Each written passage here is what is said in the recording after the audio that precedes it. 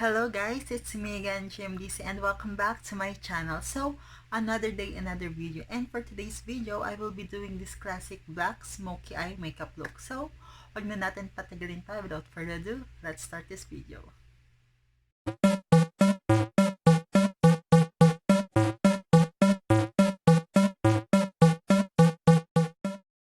I already did my base and my brows. And first is, I will be priming my lids using this concealer from Maybelline Cosmetics.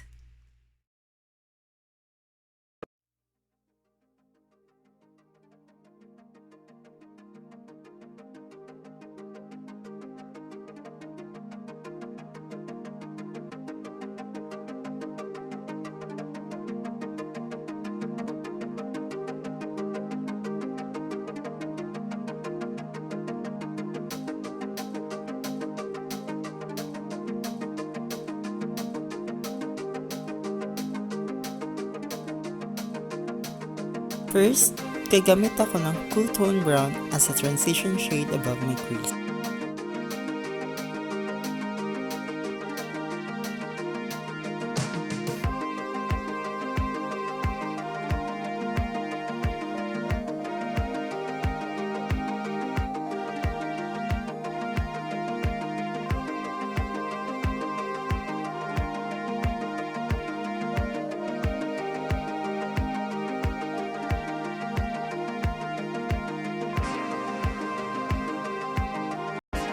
Then, using a deeper brown to give some depth on the eyes, and after that, we'll be using naman a black shadow on my lids and on my lower lash and blend it again with the transition shade na ginamit ko earlier.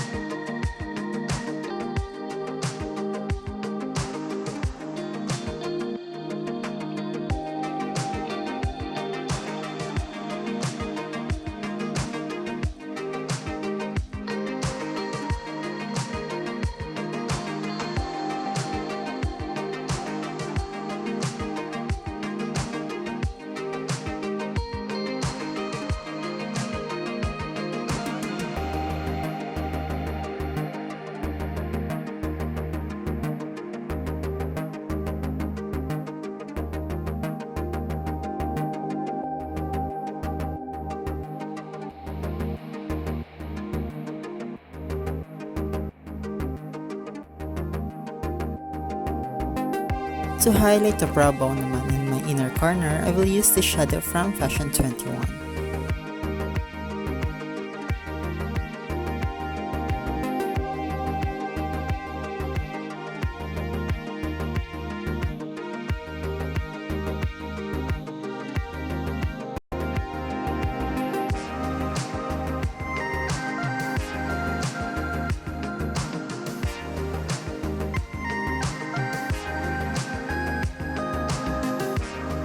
Then, time to bronze the face, some blush, and add some highlight.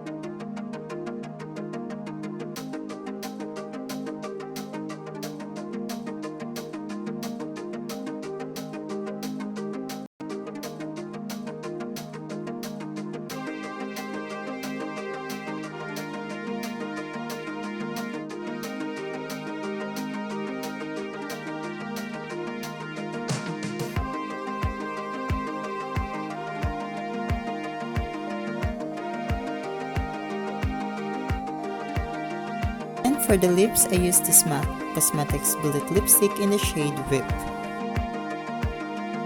And this is the finished look. Hope you guys like this video. Thank you and hope to see you again.